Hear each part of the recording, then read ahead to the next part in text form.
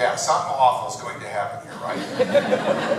And notice that this whole ad is meant to look like we just dropped in on Joe. We went by the Union Hall, Joe was sitting there, we were talking with him, we had no idea he was going to tell us what he was going to tell us. But keep in mind, there are at least 6 lights on this, right? There's a key light, there's an eye light, there's a hair light, there's a side light, there's a shoulder light. This is a small studio going on that we happen to be traveling with. And I want you to pay attention to the subtleties of this. It's so serendipitous that Joe would tell us this that we didn't even have time to get the camera on a tripod. This guy back here's got a tripod, and he's got a tripod for a steady shot. This is meant to look like, oh, we had no idea he was going to, see it's moving. See that? Why does it do that? You ever watch Law and Order? The first half of Law and Order, the camera's moving a lot and everybody's walking away from the camera. Every time the detectives try to talk to somebody, they're always having to talk to their back. Why? Because it makes it look like the person, whoever it is, has something to hide. So it's negative action and shaking. But once they prosecute somebody, the camera magically gets on sticks and everybody starts facing the camera because now they have to face the charges. Well, this is what's going on here. It's sort of a cinema verite almost because the camera's moving around to give you the idea that we just didn't even have time to get set here. I don't think Mitt Romney understands what he's done to people's lives by closing the plant. I don't think he realizes that people's lives completely changed. What's this image mean? Why do you say arrogance? What's he doing that makes him look arrogant? Yeah, for one thing, the camera angle is low. And when the camera angle is low, it makes him look large, makes him look like he's in control. But he also has that claw out there, right? What do you want from me, little boy? And they've washed all of the color out of him. They put him in a winter background where he seems to be more at home than if it was warm. And he's smirky, would you say? I just made up a word. Smirky. And nobody even wants to sit around him around the board table. Okay, keep this in mind because we're going to come back to that image. And notice that every time they say the word Mitt Romney, they also say the words Bain Campbell. Yeah.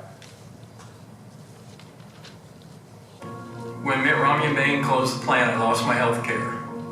And my family lost their health care. All right, what do you notice about this image? Barbed wire. Does this image remind you of anything? What's it look like? Yeah, it looks like Auschwitz, doesn't it? Yeah. It's a remarkable image. I mean, just think how long they had to look to find something that made that plant look that awful, right? This is no Chamber of Commerce shot right here. Right? Yeah. Well, that's the other thing. They've got a filter around this to make the sky as gray and wintry as possible. Because ever since the plant closed, the sun has not shone. And a short time after that, my wife became ill. They closed the plant, my wife became ill. I don't know how long she was... Notice the hand? Now, in this case, he's not as scary as Mitt, though, right? Mitt had his claw out there, Joe has his hand. And Joe's got coffee. Mitt didn't have coffee. Joe has a Union hard hat in the background. And a plant. A tropical plant at that. And I think maybe she didn't say anything because she knew that we Joe has a sweater on, Mitt has a suit on. Probably Armani. couldn't afford the insurance. And then one day There's another Chamber of Commerce shot, huh? she became ill, and then I took her up to the Jackson County Hospital. Now notice here that he's saying something that's in competition with what's on the screen. So you're picking up about every third word. She went to the hospital, she was sick, then you see here Joe found work as a custodian, half his previous salary. It's your eye and your ear in competition, because at the end of it, you don't really want to ask very many questions. You just know something awful happened. That's all you want to come out of this with from the ad. Something awful happened. It was Mitt's problem. He caused it. He doesn't care.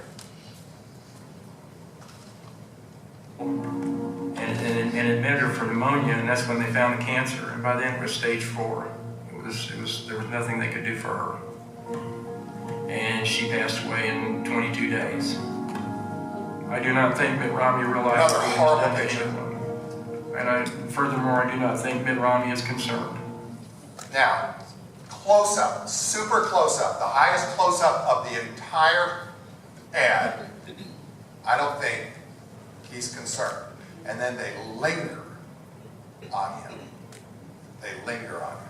So this ad could have been 29 seconds, but they made it 26, 27 seconds, so they'd have a second or two to linger on him. That's the discomfort that you feel like, oh, Joe, I'm so sorry. You don't want it to go right to the end and then cut off, because then you go like, Joe, what happened? You want it to linger so that you've got time to feel bad. Isn't that interesting?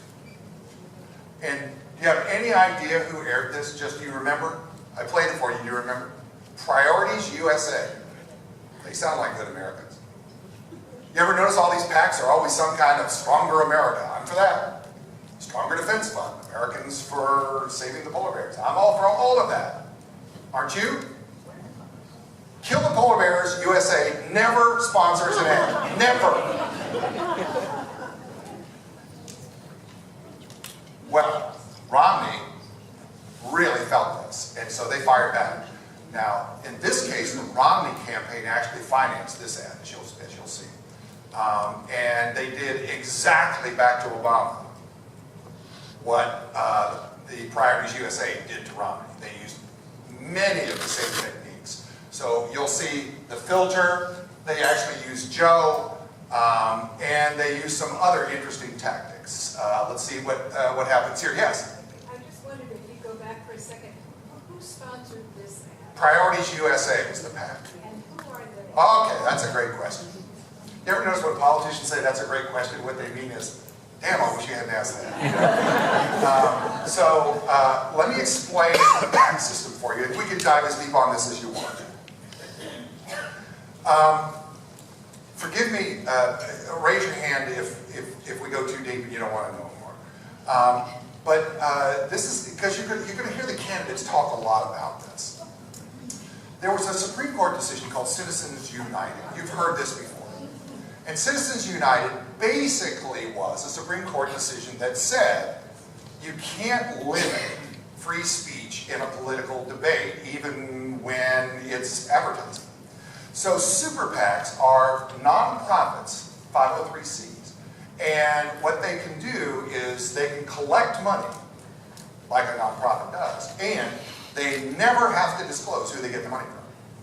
So it can be an infinite amount of money. It can be 8 million, 20 million, 30 million. It can be a huge amount of money. And what these super PACs do is many times they'll have really innocuous names. They'll have nothing to do with politics at all. And so what happens is they will very often start donating the money to other PACs and other PACs and other PACs. And sometimes they'll be subsidiaries. They'll be friends or cousins run by a wife or a husband or a brother-in-law or a nephew or whatever. And the money just starts changing hands from one to the next to the next to the next to the next. And very often they will change hands repeatedly. And then eventually somebody buys a bunch of ads. Now, you will know who bought the ads. In this case, it's, what was it, Progress America or whatever it's called? Priorities America.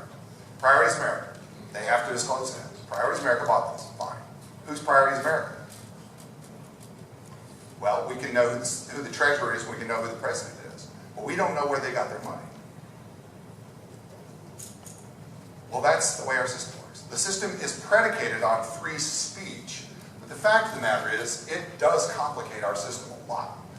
Who profits from this? Well, the candidates do, despite the fact that they say they don't. The candidates absolutely profit from this. because the candidates can have others do their bidding for them. They can have attack ads or support ads for people that they don't necessarily control. They might not even talk with. By law, they're not supposed to talk with the super PACs. They're not supposed to coordinate with them at all. The reason I'm asking is because, we have all of these think tanks, supposedly, and they're kind of what you're talking about. But people are using those names and doing the research and so on, and so it gives it credibility, where the same with this. Well, it's possible that you'll get a certain amount of accuracy and very little truth. And as consumers, we have to start sorting what's accurate, what's truthful. In some ways, it's kind of our civic duty, right? It's like going to the barbershop and hearing people talk. You are used to sorting out, well, that's Frank, and he's still mad because his brother got arrested by the sheriff, and that's why he's against the sheriff, because the sheriff arrested his brother. Okay, we know how to process that. This is just a mega version of that. I saw a hand up back here, right? Yeah, I was just going to ask, isn't that essentially like legalized money laundering? Yeah. Not really. I would say no, because to me, it's still a part of free speech. I'm not one who necessarily is against Citizen United as a decision, and you should know why I say that. Partly it's because it's really good for television stations. Television stations make many millions of dollars. Now, here's a couple of interesting things about that. You can go to the Federal Communications Commission website, and you can see every ad buy within 24 hours of the ad buy, every ad buy that's made to every television station. That's one of the really cool things that's happened in the last couple of years. It used to be you had to go to the television station, look in their public file, which absolutely no one ever did. But now it has to be publicly disclosed. And so you can see the enormous amount of money that candidates are spending with local TV, especially TV. It's still very much a television-centric activity, more than radio. There's some radio, but mostly it's still a TV game. But I would say it's not money laundering. I think it's an exercise in free speech.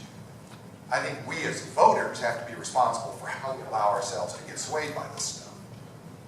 I think we have some responsibility. Two things. Number one, ACLU filed an amicus brief on behalf of Citizens United, which is an interesting thought. Yeah. And my question, going back to the conspiracy theory, why does that work so well? Why does what work? Conspiracy theory. We know Well, the dynamics of it, the psychology of it is. Well, we're all looking for reasons to believe what we believe. I mean, mostly, and this is going to be, Jeff, one of the things that I'm going to try to infuse into this room. So let me lay it out now, and then we're going to look at the counter ad here. Let me lay it out now. We have, for a long time, it seems to me, seen people who change their mind as flip-floppers. And that, to us, has always been a weakness, right? We always say, well, he's a flip-flopper. He's weak. Now let's just think about that for a second. The most racist people I've known have been the least educated, least enlightened people who, despite whatever evidence they might have in their life, still believe what they believe. To me, that was a sign of weakness, not strength. To me, the sign of strength is, can you evolve your decisions based on the evidence? Whatever you think of climate change, whatever you think of the danger of smoking, whatever you think of guns, can you evolve your thinking, same-sex marriage? I mean, can you evolve your thinking based on facts or not? To me, that's a sign of enlightenment, that you can either become stronger in your feeling or change your feeling based on facts. That's a sign of enlightenment to me. The older I get, the more I'm less willing to dig in to say, no, this is always the way it is. There's almost nothing in life that's always or never. As my father used to say, it all depends. Yeah. Well, it is. It all depends. My next door neighbor, God lover, is a Republican no matter what. And we have the most interesting conversations because we love her. My kids call her Aunt Rose. And we talk to her all the time. And I said, well, why do you feel that way? Why do you support, especially the local candidates, why do you support them? He's a Republican. But is that enough? Well, it is for her. And she is a patriot, there's no doubt about that. She loves her country, and she will vote Republican no matter what. No matter what. Let's watch the attack ad. And see how many of the same tactics were used back to Obama. What does it say about a president's character when his campaign tries to use the tragedy of a woman's death for political... I'm going to come back and catch all the other. What does it say about a president's character when his campaign tries to use the tragedy of a woman's death for political gain? What does it say about a president's character when he had his campaign raise money for the ad, then stood by as his top aides were caught lying about it? Doesn't America deserve better than a president who will say or do anything to stay in power? I'm Mitt Romney, and I approve this message. All right, what'd you notice about that ad? Walking away. Yeah, he's walking away, clearly doesn't want to stand and answer questions. What does it say about it? There's not a declarative sentence in the whole ad. It's all questions. What would you say about a person who comes to a seminar on Monday when others are working and they're serving cookies and expensive coffee outside? What would you say about such a person? So it's like, well, wait a minute. There's more to it, right? What does this image look like? Shifty. Are you talking about me? I got you. Yeah. Every ad has... Now, these are interesting, what we call pull quotes, and you'll see these a lot. And I just want to sort of let you see how this works. There is nothing that forbids a campaign from using a pull quote from a journalist or another person's ad. That's free speech, it's fair use. But it doesn't necessarily mean that the Chicago Tribune said Obama was scraping by. It's possible that they just used those two words in some other context. In fact, that's quite often what happens. And journalists hate this when they get co-opted into stories. That was my favorite video. First of all, him wearing the tuxedo, which I'm sure he does all the time, right? What does this ad remind you of? This is a really interesting ad. The Joker. Yeah, from Batman. Yeah. I think it almost looks like an Al Jolson minstrel. Almost. It's a little, you could almost go racist with it. He's laughing at it. They believe this. Yeah. This is a really, really biting ad. A really biting ad. But I will say this, that it is interesting that Romney actually paid for it and put his name on it. They didn't have a PAC do the fighting for them. It is interesting. It is interesting. Yeah. Any other comments about this ad? Yeah, go ahead. I'm going to repeat some of these questions so that they can catch the audio on the recording. Go ahead. The Romney closeout was too plain, and it was pictured, and it was... Yeah, the Romney closeout is an interesting one. Let's go to it because there's an interesting little thing that goes on here. Let's watch it real quick. Come on back. What is it? Doesn't America deserve better than a president who will say or do anything to stay in power? I would say yes. See, what this does is asks you a rhetorical question that you would say yes to at the same time that he's walking away. By the way, notice that everything's out of focus except for him because they put an out of focus filter on this. Doesn't America deserve better? See, that's the question that they're asking after 4 years in office. Don't we deserve better? It's a powerful, powerful image. First of all, it's the riding off into the sunset. It's a negative action image, so you're focused. There's not any competing image here. you're focused on the words, not the picture, because it's a very simple picture. They've taken all of the color out of this except for that little spot right there. They've taken all the color out of this except for this little spot. So you can't pay attention to anything except for that. It's really, really powerful. And they mitigated a lot of the harm that Joe Sacco caused. All right. Let's switch gears a little bit. I want to give you some tools to help you to make sense of what you see on social media and online. How many of you are on social media? Facebook, Twitter? Let's do a quick survey here. How many of you are on Facebook? Let's do Facebook first. Okay, that's most. How many of you are on Twitter? What would you call that, half? What else are you on? Instagram? Yeah? Oh, quite a few. Snapchat? Yeah, we're getting smaller. What else? What else are you on? YouTube. I can't hear you. Oh, Tinder. LinkedIn. How many LinkedIn? Yeah, quite a few LinkedIn. That's an interesting one. All right, so did we do Instagram? Yeah, we did Instagram. Well, this is interesting because so much of you who are truly interested in current events, and you're not normal, you know that, right? People in this group aren't normal. You're way more informed than most people. So that's one recognition for you to have, is normal people just would not come to this. They just wouldn't have it. You are way more connected, you're way more interested in what's going on. But I want to help you to make sense out of what you see online. So one of the ways that we're going to do that is to help you learn how to decipher an image. Is that image real? Between now and the election, in the fall for sure, you're going to see a lot of strange photos of the candidates and the candidates' spouses, all kinds of stuff. And one of the questions for you to ask is that picture real? Has that picture been altered?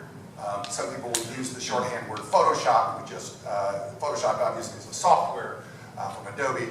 But I'm going to show you how to know whether that image is real or not in very little effort. So everything I show you, by the way, you'll be able to do in 2 minutes or less with no coding skills for free, okay? Because that's the right price. This guy, just as an example, keeps showing up as dead. He gets killed over and over and over again. So he got killed in Egypt Air. He got killed by another person in Egypt Air. My brother traveled there. I'm scared for her life, which I think is interesting. Sorry, is there something we should know about your brother? But he also got killed in Orlando. He also got killed, sadly, in Turkey. And it seems as though he also got killed more recently in Nice, France. He gets killed a lot. And he actually shows up in news stories, pretty often as being somebody who is killed. And there are about half a dozen of these people that get killed a lot. What's going on here? What I'm going to tell you is based on anecdotal information, not on information that I can confirm for you, but this is what we believe. It seems as though there are some internet trolls who are really mad at this guy for owing money. And until he pays up the money, they're just going to keep getting it. There's a woman who also has been killed repeatedly in these mass disasters. She's on the airplane, she's in the earthquake, she's being held hostage, and in one case she was actually she was an assistant to the shooter in Dallas. And so these cases turn up quite a bit. And it seems as though it's an internet troll. So how can you find these kinds of things pretty quick? Well, there's some interesting tools. The simplest of them is just use Google Images. So all you have to do is just take his picture and just drop it into Google Image like this. And it will show you where the image has played and how it's been played. So very quickly you can see this guy's been killed quite a few times. And that took us about 10 seconds, right? We just drag and drop. Now all this is doing is matching the algorithms of that photograph. So Google Image looks mostly at color. TinEye is another one. You can drag it into TinEye. TinEye is particularly good at matching colors. So just drag the photo into TinEye, and TinEye will show you all the times this guy has shown up. This guy is the perpetual terrorist victim. They said he's a con artist, but it turns out it doesn't look like he's a con artist. It actually makes it appear that he's actually a victim. So there's even some disagreement about why he's showing up so often. What else could you do? So let's say, for example, you're looking at my Facebook page and you want to know, who is this guy? All you got to do is, if you're not using Chrome as your browser, if you're still using, what are you probably using, Safari or Mozilla, Firefox?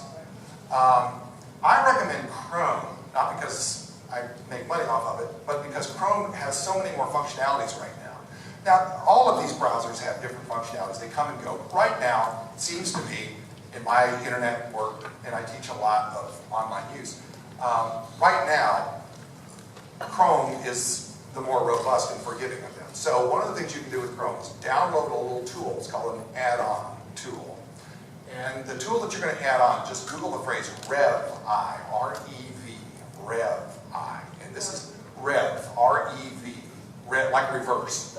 But it's R-E-V-I? I, REV-I. Okay. Yeah, REV-I. And so what you'll do is when you download REV-I, it will sit on your browser. And then when you click on an image, watch what happens. So if I right-click on the image, I can do the REV-I search, and it will search 6 different search engines all at once to tell me where that image has shown up. And so what this will find is it'll try to find all the people who kind of look like me, and then it'll start showing up all these places where that image is played. Now, where does this stuff show up most often? Most often these things show up in disasters, they'll show up in tornadoes, they'll show up, so lots of times they'll say tornado is hitting West Palm, and then you click that tornado, throw it into REV-I, you see it's the same tornado that hit Dallas, the same one that hit Oklahoma City. There's a place called the dark web that we often, those of us in journalism often sort of pay attention to. And there's a shark that shows up a lot. And now that you know it, you won't ever be fooled by this again. But there's a shark that shows up a lot. It's got a little notch out of its right fin. I call it stunt shark. And stunt shark shows up in disasters all over the world. Shows up swimming in front of houses in New Jersey during Hurricane Sandy, in San Juan, Puerto Rico during a hurricane there. Almost any time there's a flood, stunt shark will show up in the photos. Somebody just takes stunt shark, drops it in the photo, and uploads it. And then they will laugh at anybody who will use it, including, most especially, if it's a journalist. Where do they do that? Well, they'll do it on Reddit, they'll do it on any number of places, 4chan. Any of these places where, we have juvenile humor that